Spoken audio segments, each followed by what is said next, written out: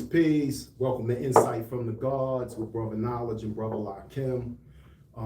Thank y'all for tuning in. I would like to add on to our topic tonight. It's something basic, but it's heavy at the same time. I want to talk about how sometimes we can overextend ourselves out of being polite, or sometimes out of being egotistical and wanting to be involved with everything to the point where it drains us because we really don't have the space nor the energy to participate in everything that people ask us to do. And instead of us telling them that our plate is full, sometimes we extend our hand and then we can't give our best energy or put our best foot forward because our energy is so scattered because we are involved with a lot of other things. And a lot of times that damages our reputation as people because we show up in a halfway type of position or energy is displayed, and people be like, that's not what we're used to getting from them or from you or from me. And so with that, I want to put it on the floor about being able to say no.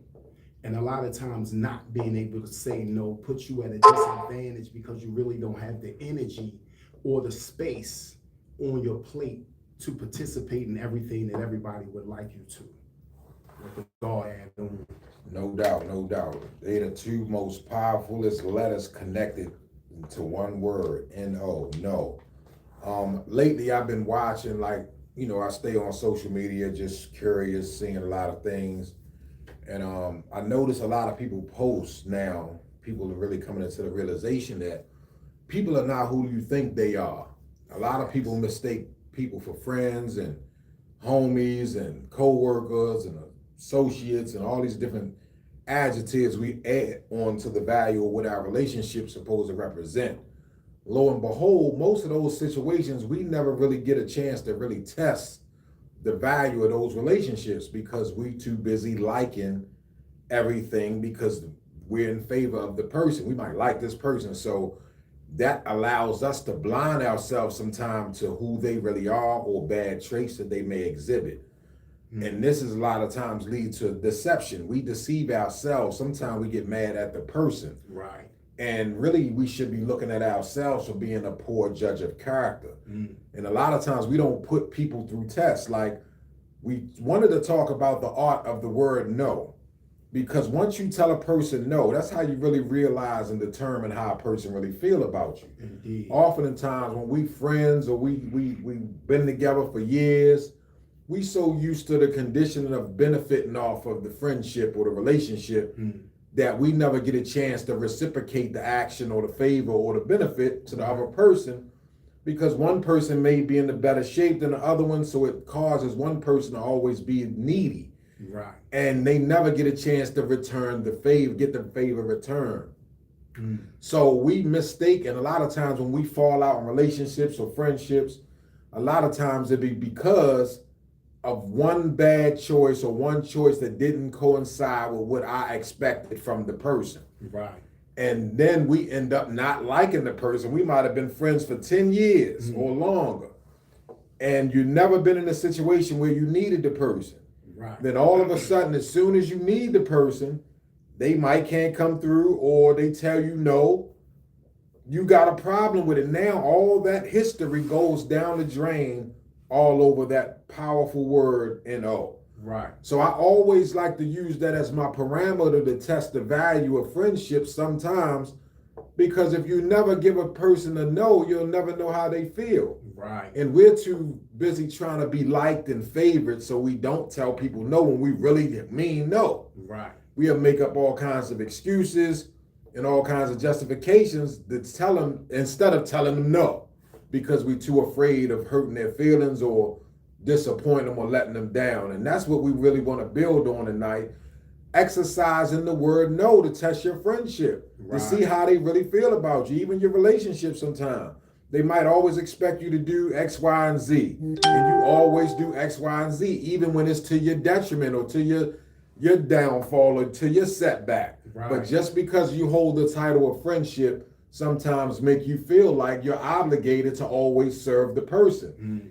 And then you do it so much that no becomes foreign to you. Like, damn, I can't tell them no. Right. Why not? That's your biggest testing barrier. And I'm gonna let the God pick up from there. Yeah, indeed. That's a genuine build right there. And it's loaded because it has so many avenues that we can explore with that. We have a lot of friends that because we say yes all the time, they never get a chance to actually show up in the capacity that they promise. So their yes is only an empty promise because you're always saying yes to everything. And so when they jump out there like, yeah, I got your back, and yeah, just let me know. And when you finally let them know, it's like they dropped the ball. They can't come through. And maybe they never could. They just was jumping out there with the word because you always keep yours. And so now they feel obligated, even though they're not in a position to even say yes. Sometimes it inconveniences them because they don't want to be brutally honest and say, I'm not in a position to accommodate you with a yes. And then they may like you so much that they say yes, knowing that it's going to put them in a bind or put them in a situation that's going to be frustrating. So a lot of times we have to have what I call balance, you know what I'm saying, with our yeses and our nos, and let them be reasonable and let them be based on what we can accommodate and what we cannot. Because a lot of times, a lot of relationships are one-sided. If you say no 100 times, then you should be, if you say yes 100 times, then you should be able to say no at least once. Right. And if the person gets totally upset with you or fall out with you and not even consider all the other times you said yes, then they may just be messing with you, dealing with you, and in a friendship with you because of your yeses. That's right. And you can't measure that until you say no. And then that's when everything won't come out. Now that is not an excuse for others to not honor their word or not live up to their offer, because you may be well off or your energy may be different than theirs, your life situation, and every time they offer, you may not have that make them live up to it. But that situation may happen where it may be that time you got to call that bluff. You know what I'm saying? Like, yeah, I actually need you to fulfill that promise this time. You know what I'm saying? And that will reveal also if they was just blowing words in the wind or if they really was going to extend themselves the way that you extend yourself on their behalf. And a lot of times these are situations that we find ourselves in, and sometimes they're not spoken on.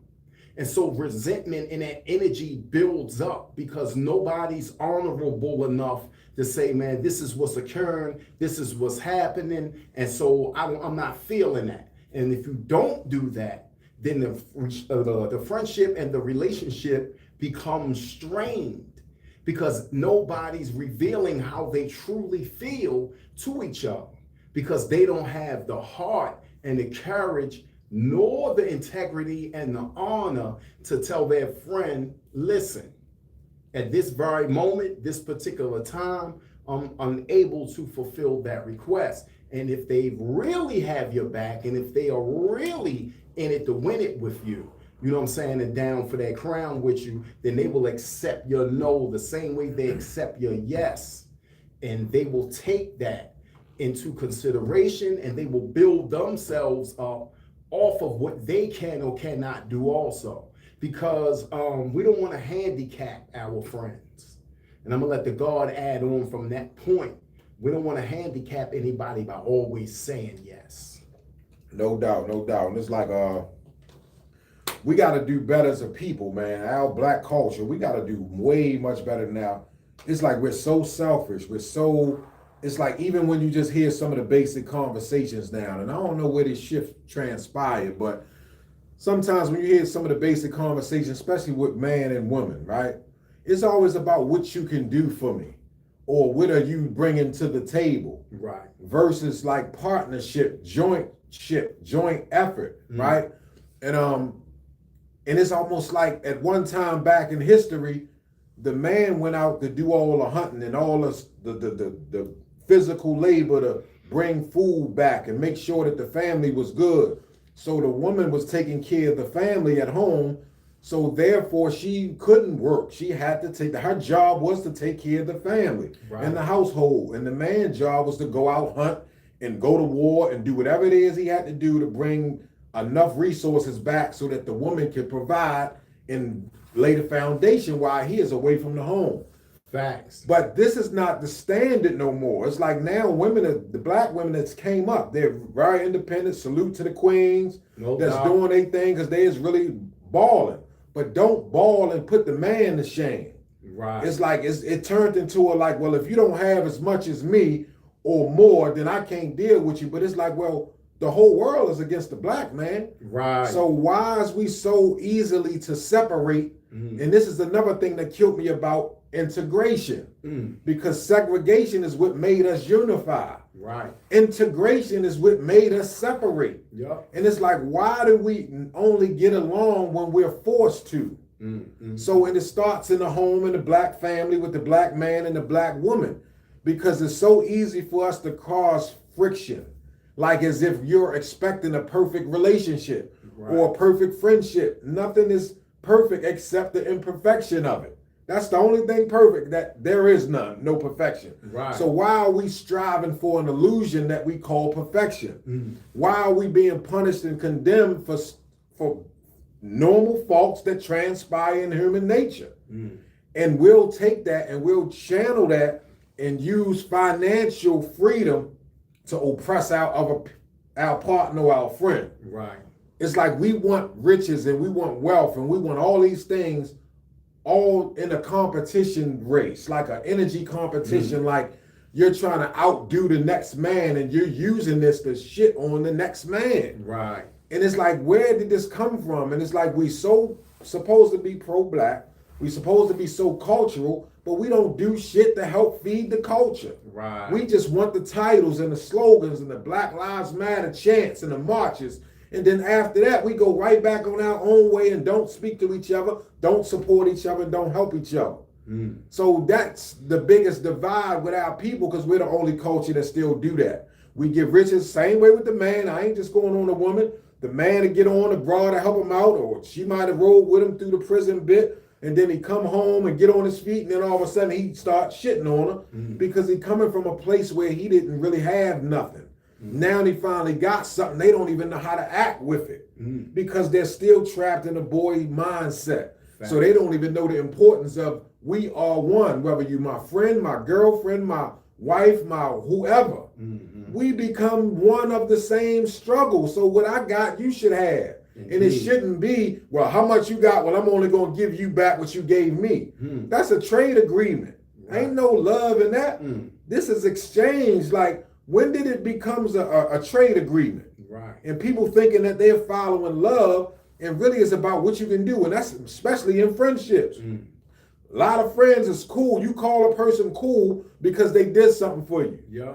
But then if a person didn't do nothing for you, then he's a sucker ass nigga. Right. Like, yo, people got their own issues and own life to tend to. Just because I shouldn't have to pay you for friendship. Right. And you shouldn't have to pay me for friendship. Right. It should be an equal exchange. If I fuck with you, I got you. If you fuck with me, you got me. No doubt. And that's just the way it should be, because we both need each other to keep each other balanced. That's right. And balance each other out. It's about balance out here. It ain't about me having everything, because if I got everything and you ain't got nothing, eventually you coming to get what I got. Right. So why would I want to hoard everything to myself and then gotta spoon feed my crew? No, I want my crew to eat just as much as I'm eating. Exactly. I don't want to be the only guy up here, because I'm the only one that can get attacked, and I'm the only one that's gonna have to feed everybody. Right. So if I can show you how to fish instead of giving you some fish, you'll always know how to feed your own family. Indeed, indeed. God said a mouthful, but I'm gonna pivot off of a point that he made that sets the stone of the pyramid at its foundation, man, as we continue to build to the top. He talked about that friction in these relationships. And when we understand the science of friction, we understand that friction produces heat, and the heat produces a spark, and a spark produces light. Once the light is produced from the friction, then it's up to you to take that light and use it to guide you into a better condition and a better situation. And that is a metaphor for the friction that we go through. But I'm saying all that to say that once you get out of the argument, once you get out of the heated debate, once you get out of the friction of clashing and going back and forth and things like that, you should come to a resolution or some kind of resolve that is conducive and beneficial to the both of y'all. You know what I'm saying? The friend, the woman, the girlfriend, the wife. It should all equal a light that guides you to a better place in a relationship and a better place in life situations. A lot of times we forget that we're not trying to create dependence.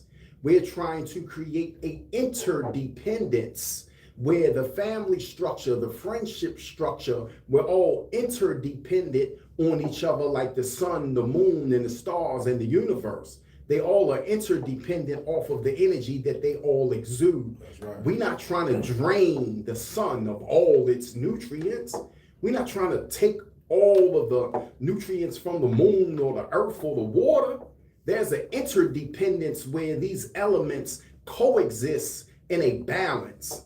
And I think that a lot of times in relationships, we approach things from an imbalanced perspective.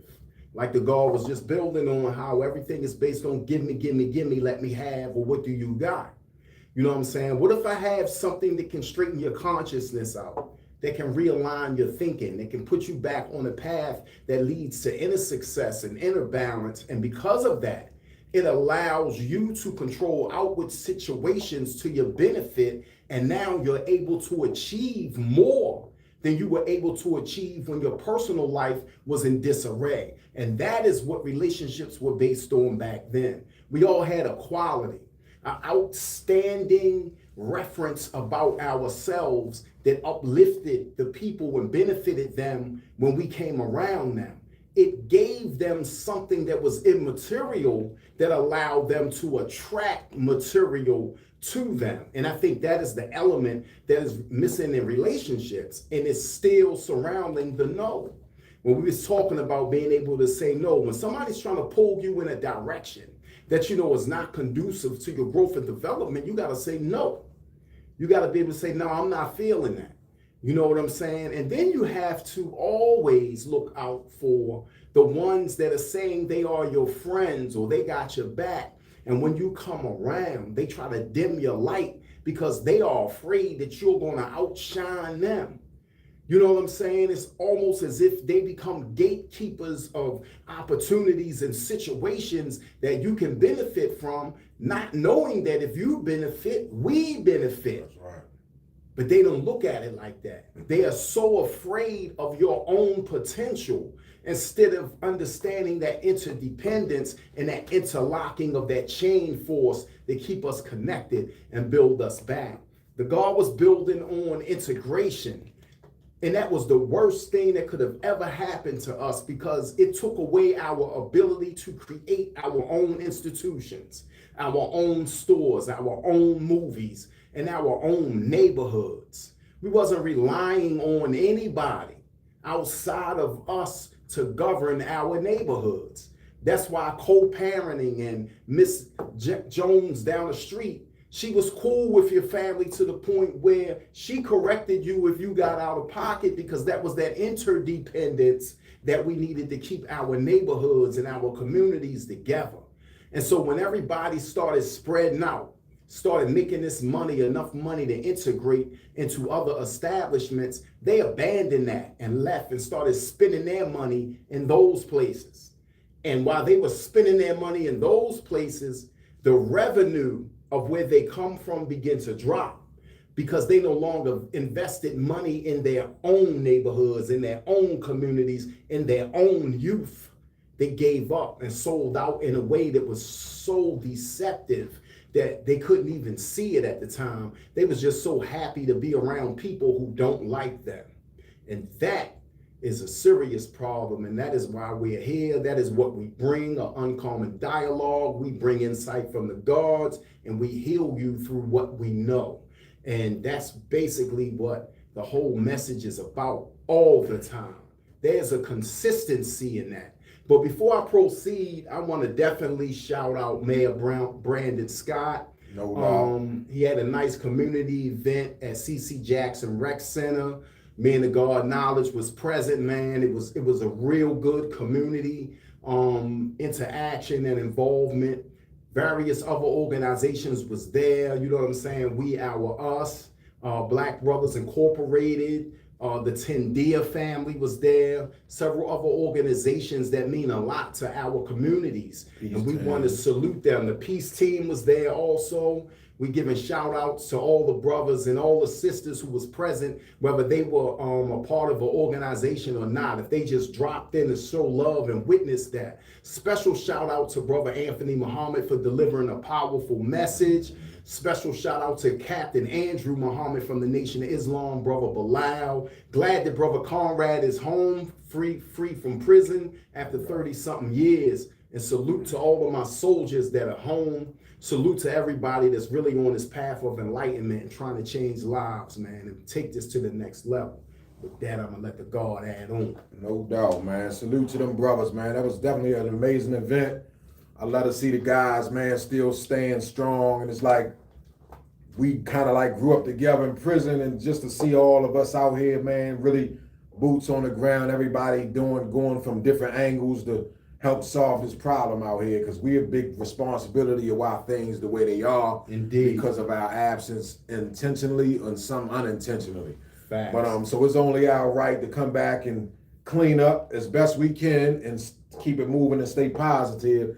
And that's something that's really, really difficult to do, because you can talk for so much, but it's really about showing up and doing the work. Right. And just to see them brothers still showing up, still doing the work, still consistent. And it ain't like they making $1 million, you know what I mean? It's like we come from the joint. We was making 85 cents a day. Right. So, just being able to, it ain't how much money you make, it's what you do with the money you have. And I think that's where us as a people tend to get set back at, because we lack in financial literacy. Mm-hmm. So we was taught growing up, you get your money, make sure you save your money. Mm-hmm. That's the dumbest shit you could ever give a person. Right. Because money sitting still don't do nothing to help the bank profit off of your money. You don't make nothing off of it. Indeed. So nobody taught us how to invest. So we come into the game a little late when it comes to financial literacy. Right. Fortunate enough for brothers like me and the God, we read Rich Dad Poor Dad, Robert Kiyosaki, The Millionaire Next Door, and we read some books that help us understand finances. Right. It's just that we didn't have the finances in there to manifest it. Indeed. So now that we out here, we trying to transform that knowledge and put it into practice, but we just got to get the bread. No doubt. But that's what it's about. It's about learning, taking what you learn and putting it into practice. Indeed. And that's what we're doing, because words without action is fruitless. It's pointless. That's just vibrations across the atmosphere for nothing. Indeed. So we try and just like do the work and reach as many people as we can, as quick as we can, because time is of the essence. The day is knowledge born, which is the 19th. And the day, that's what we doing. We is born in knowledge. We is making knowledge born. Facts. Not only that, we got this 3-eye atlas coming as closest to Earth, which they call it the perigee, which means that's the closest it's gonna come to Earth in this lifetime. And this thing is the size of Manhattan. All you gotta do is look it up, 3-eye atlas. Today is the day. It's a symbolism of transformation. It's also a literal physical object that a lot of historical texts done talked about that they couldn't describe. Our ancestors that wrote in hieroglyphics on the walls and caves and in tombs and all that, and all the way through Egypt and Kush and the Indus Valley and all throughout history. They've been trying to give us these symbolisms, Sumerian degrees, all through the Sumerian text. So this actually is a time of transformation. I look at it like it's a shift in consciousness that's transpiring. Right. I know a lot of us been feeling like a really weird about a lot of things lately. And a lot of times this is where that comes from, this belt of frequency, this new frequency entering this dimension. Of course, it's going to be beyond our physical, which we call metaphysical, that which is beyond the physical. Right. But it's on us to be able to harness that energy, harness our potential and tap in. Because if you're not careful, AI is going to really exchange and relax our mind and our brain, because we rely so much on it. Indeed. It makes the brain dull. and it almost turned us into robot form. Yep. So now we putting all our information into this AI that the AI gonna end up mimicking us. Right. And our way we think and our patterns of way we think. So my advice to the kids nowadays, master AI, learn AI, because that's the way of the world. If you don't know and learn AI, AI will master you. Fact. The only ones gonna have a job coming in the next couple of years and from that point on is the ones that understand AI. Indeed. If you don't know that, you're gonna be expendable, you're gonna be no purpose for you if you don't know how to control that shit. That's right. It's only getting advanced, it's getting faster and faster. So now this is another tool that we're gonna implement to try to reach more people. Instead of being afraid of it and running from it, we gotta learn to embrace it, learn it, master it, so it don't master us. Facts. Because we got a lot of whiz kids out here No that all they gotta do is tap in. So we want them to tap in, but we got to make sure we know how to lead them to tap in. Indeed. And then you got to be bringing information and knowledge that they feel like they are receptive to. You Facts. Can't go talking to them, trying to tell them and dictate to them without giving them a solution. Right. So that's another one of our problems. We can't gatekeep. We can't be afraid that the next one going to surpass us. Right. That's what they supposed to do. Right. They supposed to surpass us. They supposed to stand on our shoulders and pitch for and go forth with humanity and carry the torch forward. Facts. But we can't play the victim card. We gotta take a responsibility for our choices and our actions, because for every action there's a reaction. Indeed. If we don't like the reaction, we gotta change the action. Facts. Not complain about the reaction. Sometimes we might not like something. We go out and cry about what we don't like. Well, that's a choice. That's a choice, whether we like it or not. We can very likely choose the opposite. Fact. So let's not get boggled down and play the crybaby game, because every time I leave out and go outside, every store I see is owned by another ethnicity that don't look like me. Indeed. And that's a big problem. And these people can't talk English. They just come over here. They don't care whether you like them or not. It's about business at the end of the day. They will shack up in a house with 10 of them in a 3-bedroom house, and they will make it work because they got a plan to do with their money, not running to the mall, not trying to chase every holiday. Look at the holidays starting from January. We got a holiday now for every month. It's designed to keep the ignorant broke. And it's like the people that got the less, that can afford it, the least, is the ones that break their neck to act like they got it. It's like we got to get out of that mode of pretending and fronting for a bunch of people that don't give two shits about us. Right. I never understood how some people can go and buy an outfit, an expensive outfit, and go into a dark club where nobody can see nothing they got on and don't even give a damn. I'm guilty of it my damn self. That's how I know firsthand. I done it. I went through it. I ain't gonna never tell you nothing that I ain't been through. Indeed, but now when I look back and I got a little wise, I said, damn, that's some of the dumbest shit. We got something called Ditch Day now, right?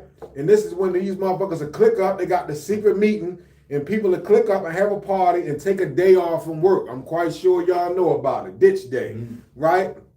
And they sell tickets and all this. And what they doing, these are a certain amount of people going to duck out work, and they're going to meet up at a secret location and have a little party, which is cool. But here's my thing. I got a twist to that. I got a big problem with that.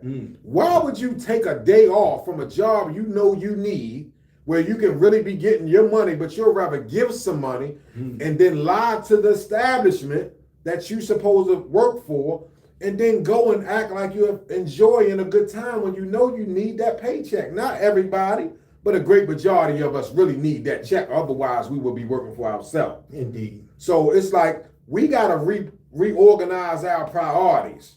I think that's my opinion, because when I was growing up, people that went to parties and celebrated and popped bottles, they were doing that to symbolize some success, something that they achieved, something they attained. That's what partying was about, because you graduated, or you just got that promotion, or you got that advancement in your career. We're going to go and celebrate you. We're going to pop some bottles because it's on the house, and it's not coming out of our savings and our last bill money to go and make it look like we got something we don't. So how can you get any help or any assistance if you already look like you're on top of the world. Indeed. So we cut our own rope. We block our own path a lot of times because we too busy trying to look good instead of worrying about doing good. And that's what we got to rearrange. Let's do good. Let's do it and celebrate in silence. That way, when we really party, we can afford to, and we ain't got to worry about what the boss going to say when we come back Monday. No. You'll be mad at somebody that went and told the boss, like, damn, you know they did this. They ain't wasn't nothing wrong with them. You'll get mad at them. No, but you're being deceptive to something you're supposed to stand for. Indeed. So we got to cut that poor behavior out. So learn how to say no. That go with that too. No, I can't make it. There's nothing wrong with saying I can't afford that. I got to go work. Some of us there, but there's a lot of us still not. So we got to get away from them pointless missions and them pointless causes that don't serve us. We give too much energy to stuff that don't serve us, and the stuff that really serves us, we don't give no support to. We got positive movements out here. You would think we'll get support all over everywhere with what we doing. Yep. It's like we're the only ones in a small few outside of us that acknowledge and appreciate and recognize what we do. Right. We not looking for no acclaim, but we would like appreciation because we don't have to do this. Nobody hiring us to do this. We doing this because it's in us. Right. And then all we need is a little bit of support and a little bit of push. But let one of us get arrested and it be on the news, y'all will put that shit, make it go viral. That'll be the talk of That's the town. our problem. We will get behind some negative energy and some gossip and some bull crap all day long. But when it comes time to celebrate that young black genius that graduated at the age of 14 and accepted to any college, any prestigious college, university he want to, they go unheard of. They go unnoticed, unrecognized. But Lord JoJo that just caught 3 bodies, they talking about him all over Instagram, all over Murder Inc. Everybody want to claim they know him. Why we always want to know the one that claim to be the bad guy? We don't never want to know the architect. We don't want to know the landscape or the builder, the one that's changing and revolutionizing humanity. We demean them until they're no longer here. Then they become our heroes. We gotta wake up, people. Facts, indeed. It's crazy how negativity courts more attention than positivity. You go on social media, all you see is certain views that are always geared towards either controversy, either towards us tearing another one of us down, either towards us being overly critical of what the next one is doing, as opposed to understanding that consistency in anything that you want to accomplish proves a well art of doing, man. A constant drop of water can soften the hardest rock. And what a lot of you who may not know me and Brother Knowledge, this is not new to us. It's countless acts that we have committed, even in the joint, where either we have given people advice, we've given them material to read that has changed their life. We've had conversations with some of the worst criminals you could ever come in contact with. And they will tell you out their own mouth, man, them brothers, man, they doing the same thing they always done. They always kept us up on the latest information. They always enlightened us with the science of mathematics and the lessons and, you know what I'm saying, the scrolls and, you know what I'm saying, any piece of information that could take our brothers to the next level. We were always the spearheads of that, even when we were not part of organizations. This is just something that we have always done. And I say that to remind you that a constant drop of water can soften the hardest rock. So any opposition or anything that is in our way, we working. You know what I'm saying? It was something so powerful that Brother Anthony Muhammad said at the meeting the other day at CC Jackson. He said that Brother Andrew told him, never disturb a man while he is working.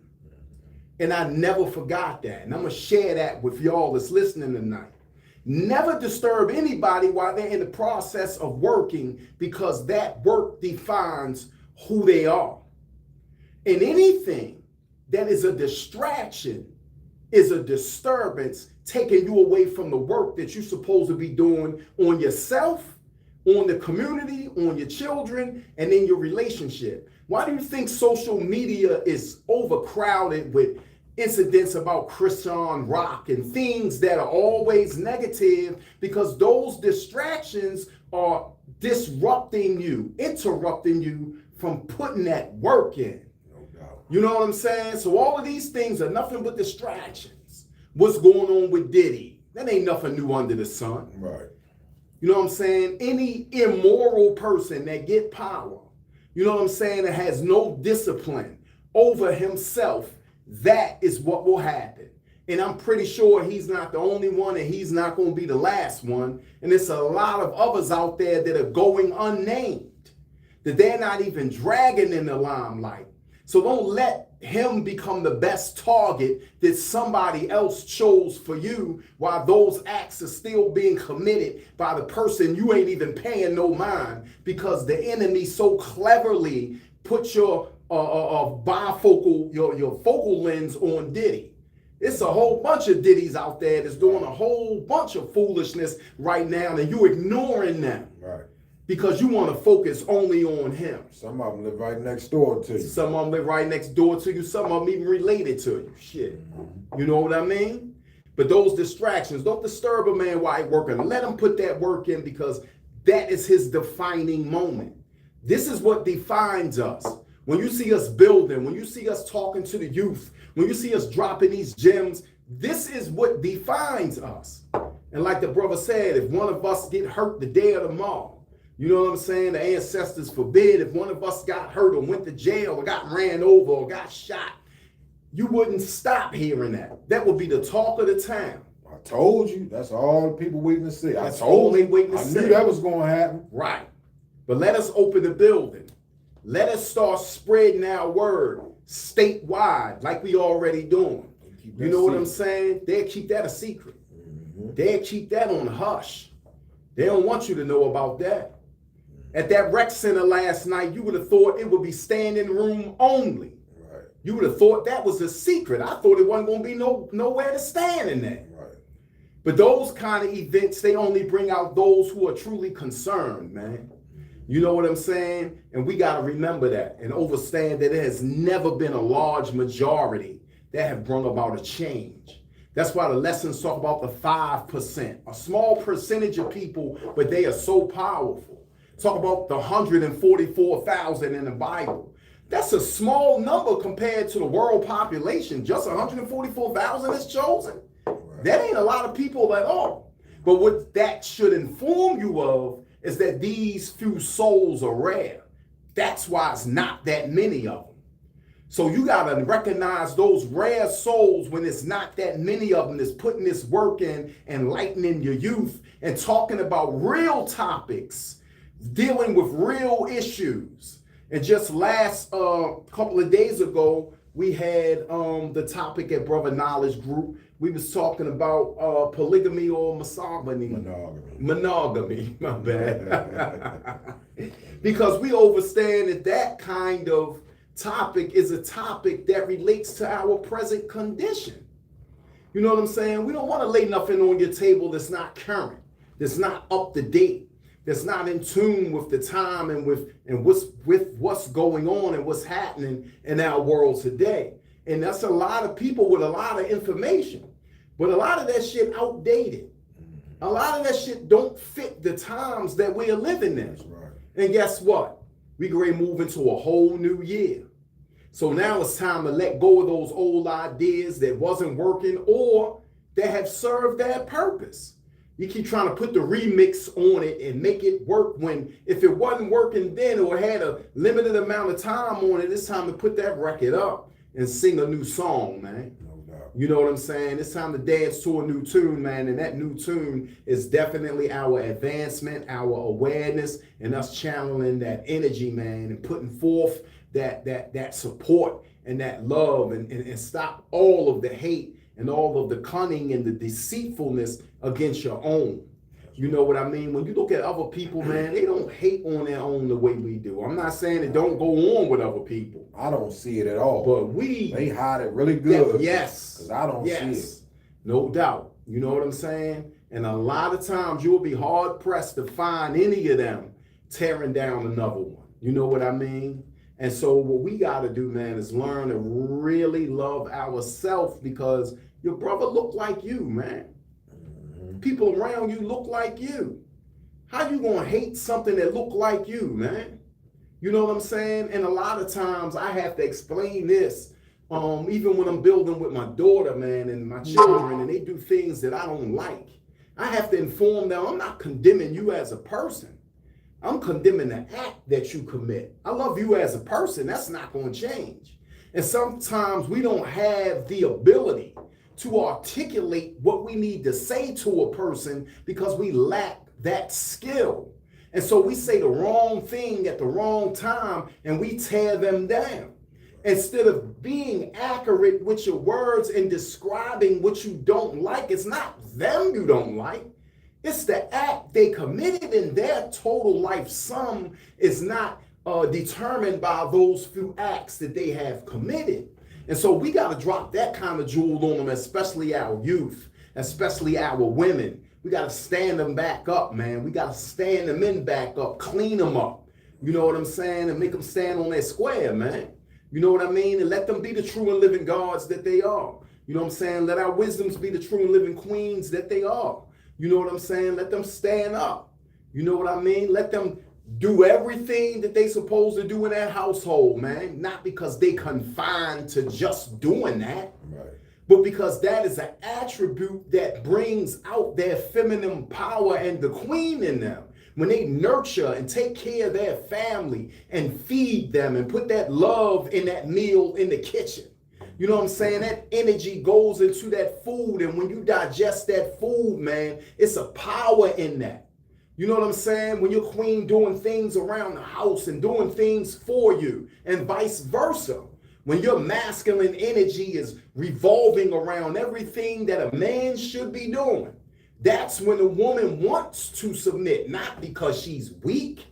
You know what I'm saying? She submits to that kind of man because he is indeed being what he was created to be, and he's not forfeiting his title as a living God and transforming himself to something great and not settling for something mediocre, man. You know what I'm saying? It's time to push the bar past mediocrity. You know what I'm saying? It's time to take things to the next level. And what you don't know how to do, you got to take your time and learn how to do it, man. You know what I mean? And wherever you see the youth at, do not be afraid of your young people. Wherever you see your youth at, man, spark up a conversation with them. Feel their energy, man. Be around them. Talk to them. You know what I'm saying? Bring them to these groups, man.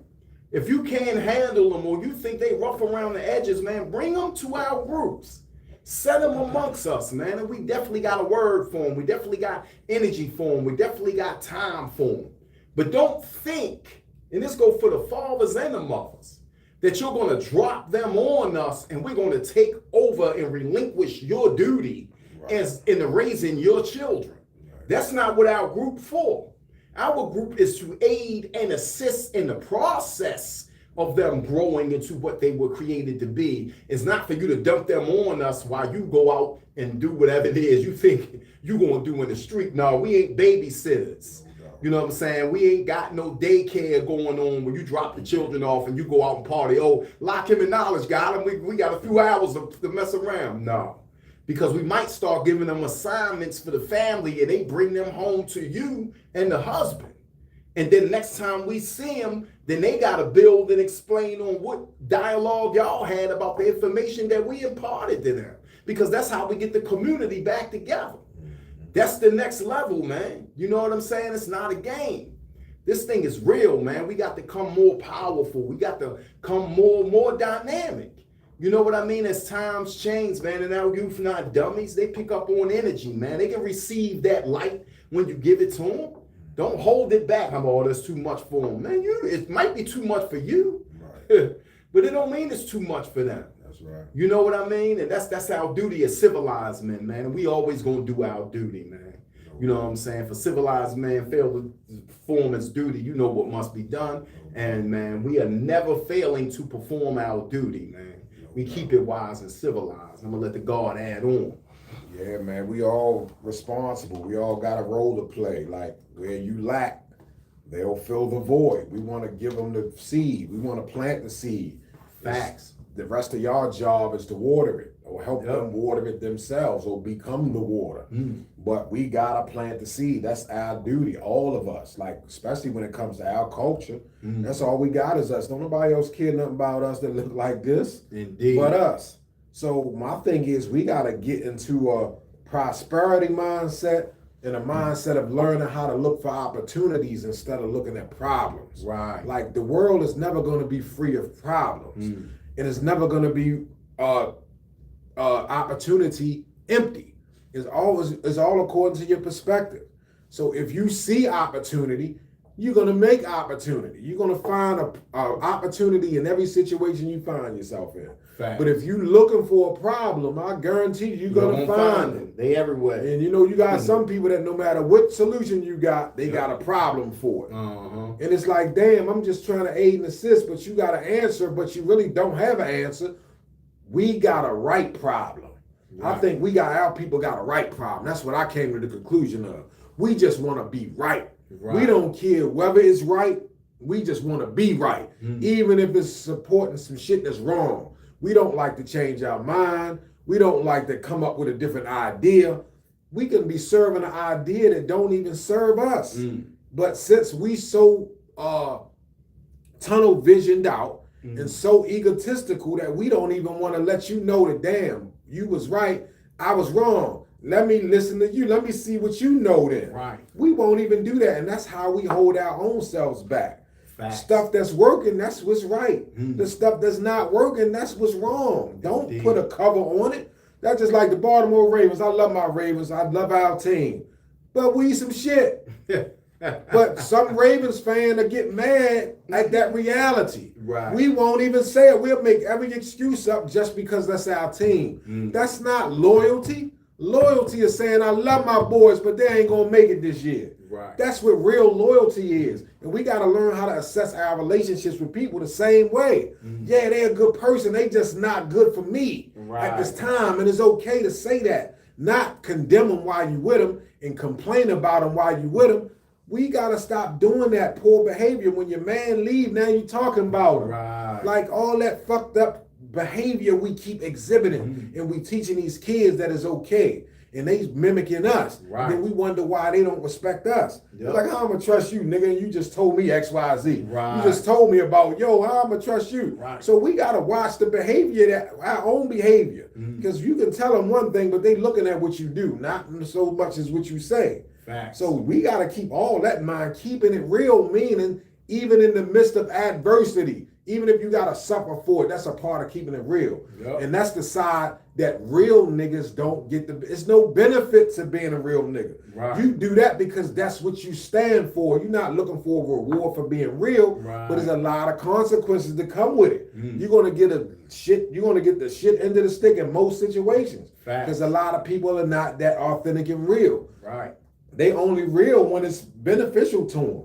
And then when the odds against them now, they ain't real no more. They want to throw in their hand. Yep. That's not real. Real can't be changed. Right. You're not going to, that don't mean you untouchable because you're real. That means you know how to tap into your own vulnerabilities and you know how to accept accountability. That's the sign of a real man, a real dude, a real person, a person that know how to say, damn, my bad. Watch them people that don't know how to take accountability. That don't know how to say my bad, that's never wrong, that's always right. Even when they wrong, they still right. They'll still defend a falsehood, even though they know you know better. They'll rather get mad at you because you peeped the bullshit and stay away from you because you saw some shit that they should just be trying to fix and readjust. They'll go readjust that in the mirror, but won't let you know that they took that counsel from you. They ain't gonna come back to you and say, damn, what you said was on point. I made some adjustments, man. I appreciate that. We don't do that. But when you do that, that's how you get more. But when you don't do that, that's just like the goose and the golden egg. Motherfucker tell you the goose got a golden egg, and you might be getting 2 eggs every day from this goose. It's sustaining you and your family. All of a sudden, somebody come and whisper in your ear, boy, you know that goose got a golden egg in there. You get that golden egg, boy, you can have everything. And instead of being okay and appreciative to getting your consistent daily doses of your egg, you go and kill a goose, looking for the golden egg. Now you just shut your whole faucet off. You done killed your whole thing. And we do that all the time when it comes to knowledge and information and resources. Because we don't like the person, or because the person ain't grow up how we grow up. We demonize them and we don't want to deal with them. Well, what would the world be like if everybody was just like you? Right. We got to learn to embrace people's diversity, embrace their differences. That's what make the world go round. We act like we looking for everybody just to think like we think, be like we be, and act like we act. Right. That's impossible. Right. So it's like we run ourselves rampant, man, but trying to fit into these illusionary boxes that we put ourselves in. Right. So we got to be really mindful about our behavior and start with ourselves. You know what I mean? And start with us, man. And that's what it is. Facts. That's why it's called knowledge of self. That's right. Know thyself. You got to start with you. You know what I mean? If anything outside of you going to work, you got to make sure you're working and you're functioning properly. You know what I mean? The name of anything denotes its function, its properties, and its value. So if you call yourself a man, you call yourself a king, you call yourself a god, then you have to function, you have to have the properties, and you have to have the standards of what that means. A lot of times we be symbols with no substance, man. We dress up and look the part. Yeah. We got the best outfit on, but what the clothes is hanging on to, this bag of bones and flesh that the clothes hanging on, man, it got to have something in it that is more powerful than what is on it. And that is what we always try to offer. We want to put something in you that is more valuable than what's on you. That's right. You know what I'm saying? And a lot of times, man, like I say, man, we'll run into people, man, and they'll look the part. You know, they'll have a few slick words to say, you know what I'm saying? But when you pick that shit apart, man, it don't mean anything. You know what I'm saying? They live a lifestyle that is totally contrary to everything that they say, because it is easy for them to say it than it is for them to commit one act of doing. And that's why I have this saying, whatever you learn to do, you can only learn it by doing it. You can't learn it by talking about it. You can talk about how you can do a thing, but I don't know if you know how to do it until you start moving. Right. Then I can say, damn, I see what he know by how he moves. Right.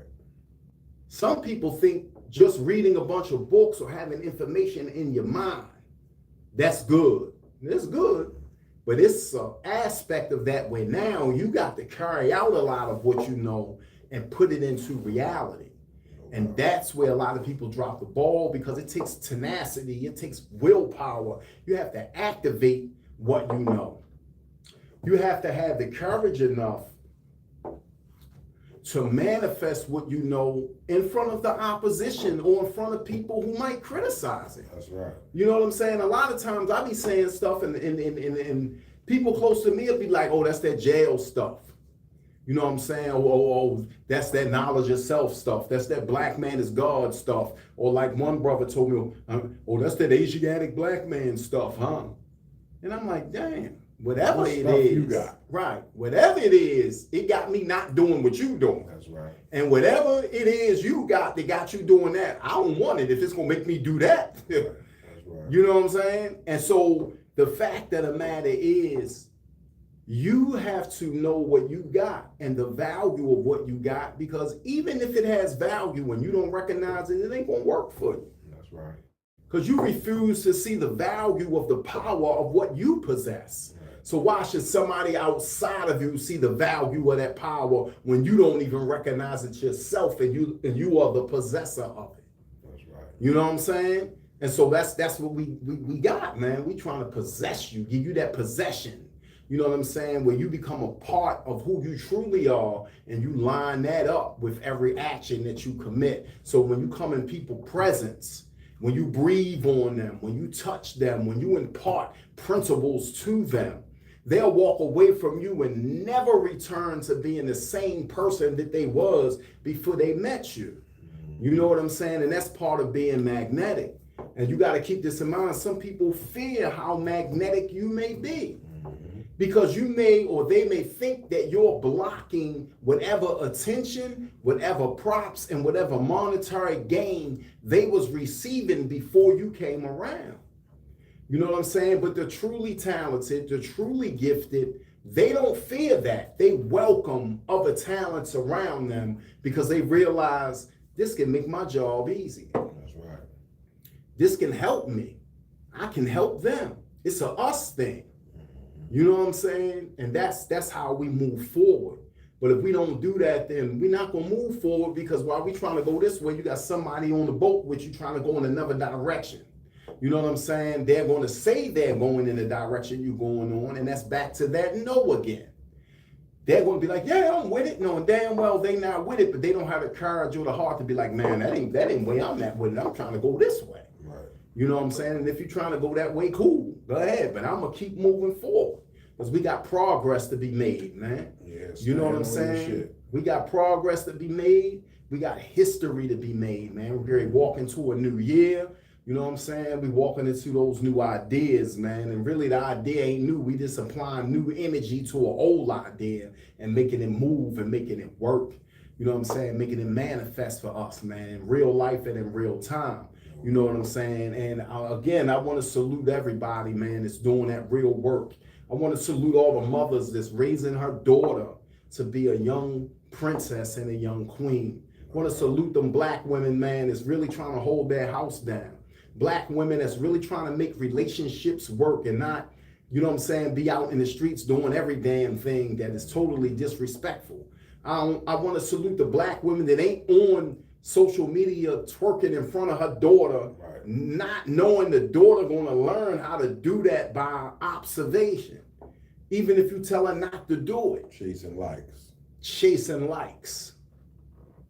At the same time, trading the integrity of who you are and who she is for some likes that don't even add up to any damn thing. You know what I'm saying? And with that, I'm going to let the God add on as we begin to wind down and give you these jewels before our night concludes. Yeah, man. Like, we got to watch what we teaching. Like, we got to teach them, give them some good shit. Give them some knowledge. Give them some information.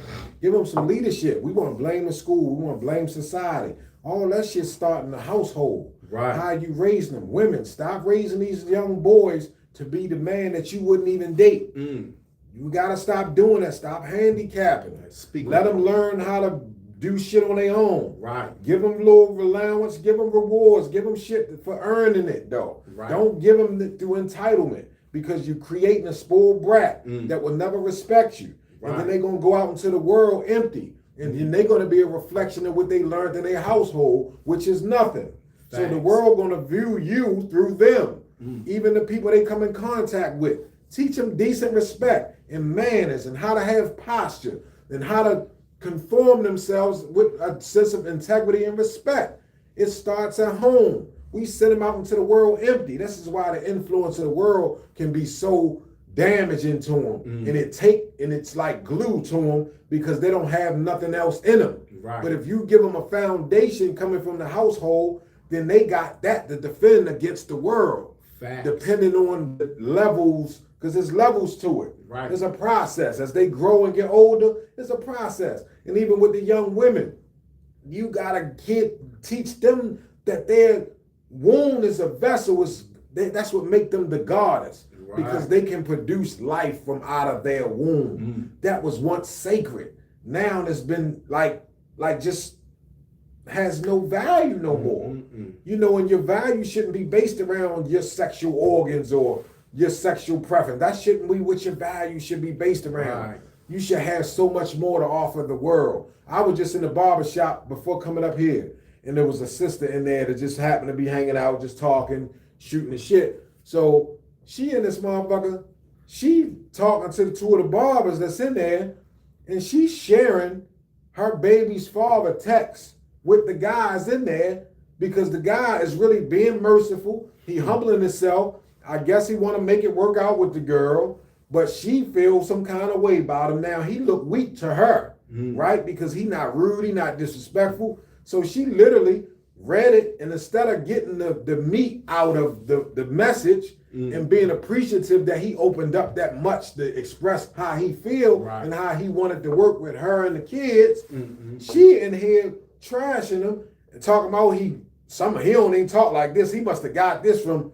What difference do it make? He had to put something in it in order for it to feed that much about you back. Right. So instead of you condemning him, why are you sharing what he had sacred for you with some dudes that could care less? Right. Now you indirectly gave them 2 ups on this dude, and this somebody you probably really care about, but just a little upset with. Now, what if they took that information and assume that you don't fuck with that nigga, end up doing something to the dude somewhere along the line? Because they're gonna look at it like shit, she don't care nothing about that dude. So we gotta watch, like, what is the point of that, right? And it hurt me because it's like, damn, she complained about everything about the dude.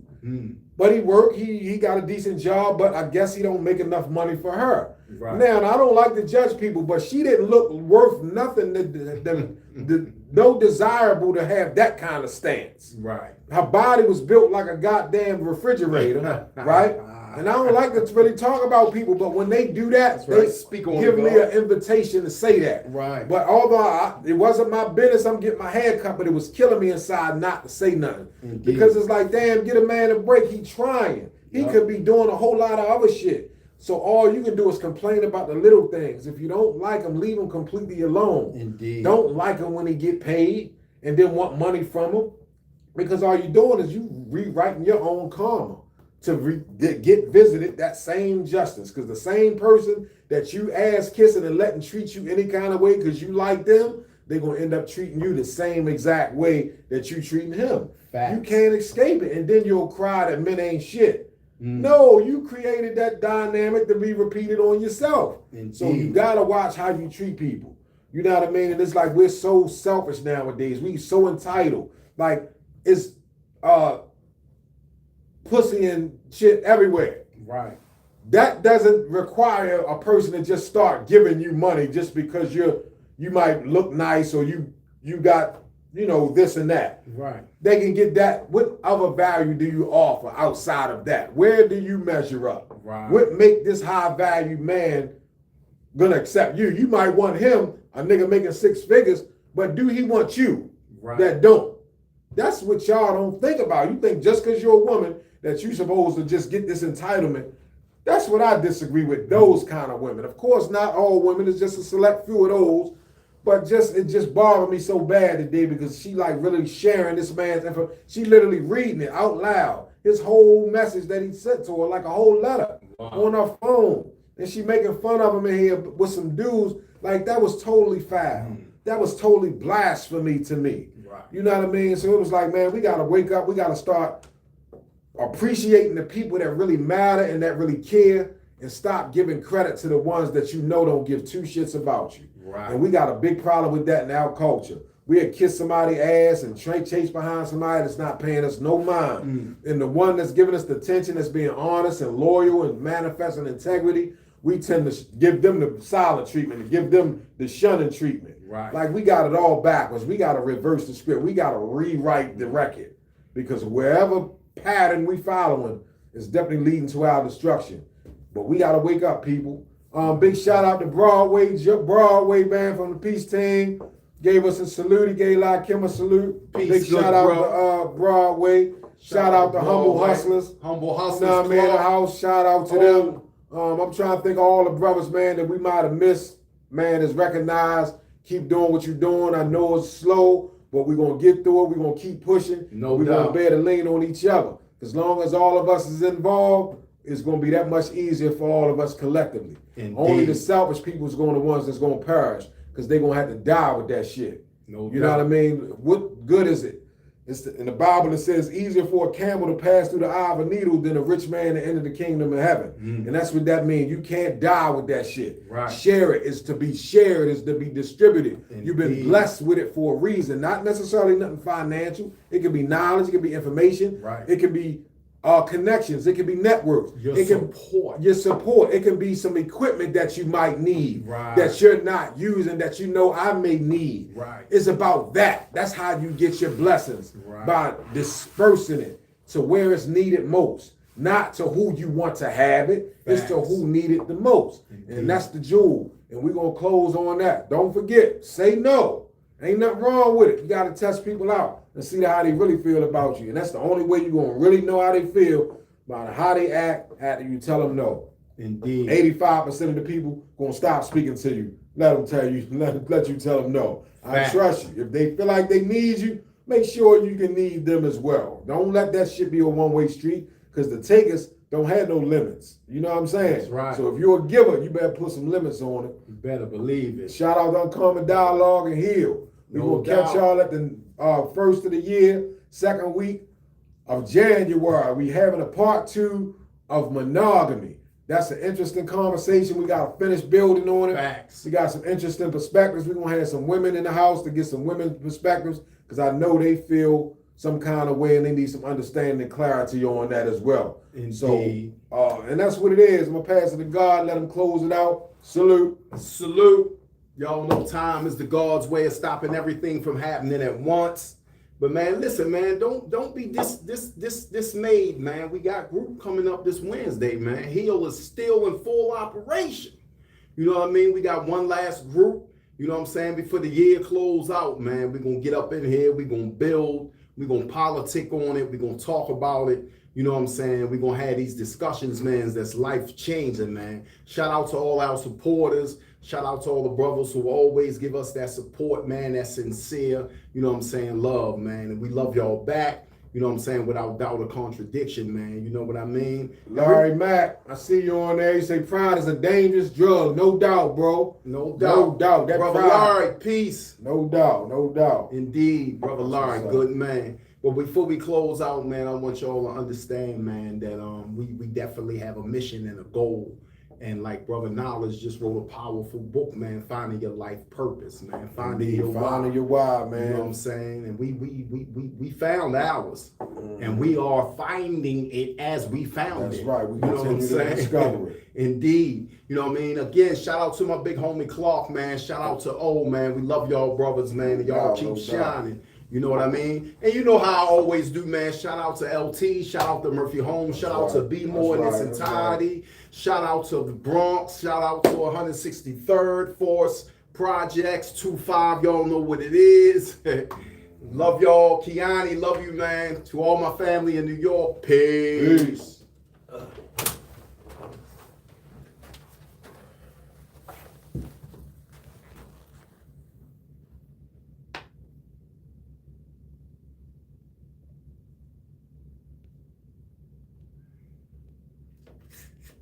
Trying to make it seem like we wasn't in here. That's what I'm sorry. Download and archive the video.